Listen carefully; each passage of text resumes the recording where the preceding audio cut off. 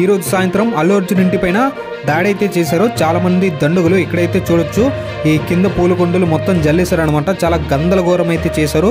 దెబ్బకు అల్లు అర్జున్ అయితే పారిపోయినట్లు తెలుస్తుంది. ఇంట్లోపల ఎవరైతే లేరు. ఫ్యామిలీతో పాటు కారుతో ఎక్కడికో వెళ్ళిపోయినట్టు మనకైతే దృశ్యాలు కనిపిస్తున్నాయి.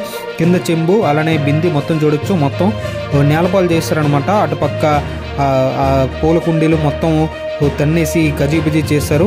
అందరూ కొట్టుకున్నారు. ఇక్కడ పెద్ద ఎవరమే జరిగింది. కాకుంటే అది ఇప్పుడు విజువల్స్లో మీకు కనిపిస్తుంది చూడండి. చాలా గట్టిగా అయితే కొట్టుకున్నారు. ఆ విజువల్స్ అయితే చాలా బాగుంటాయి. మీరైతే ఇక్కడ చూడొచ్చు. ప్రజెంట్ అల్లు అర్జున్ ఇంటి ముందు చాలామంది అయితే గొడవ చేస్తున్నారు, కొట్టుకుంటున్నారు. బాడీ గార్డ్స్ కూడా ఆపుతున్నారు కానీ వారైతే ఆగట్లేదు. ఇద్దరు కలిసి చాలా బాగా కొట్టుకున్నారు. ఇక్కడైతే విజువల్స్ అయితే మనం చూడొచ్చు.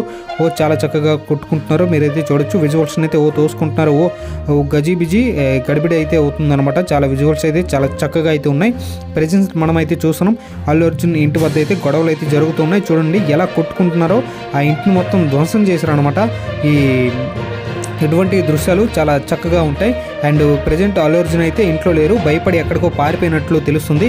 మరి అల్లు అర్జున్ ఎక్కడికి వెళ్ళారనేది పోలీసులు అయితే కనుక్కోవాలి. ఎందుకంటే మరి అల్లు అర్జున్ని అరెస్ట్ చేస్తారా లేదా అనేది మనమైతే చూడాలి. కాకుంటే ఇక్కడ అల్లు అర్జున్ ఇంటిని మాత్రం ధ్వంసం చేస్తున్నారు, పగలగొట్టేస్తున్నారు, కొట్టుకుంటున్నారు. అండ్ బాడీ గార్డ్స్కి అయితే బాగా దెబ్బలు అయితే తగిలినట్టున్నాయి.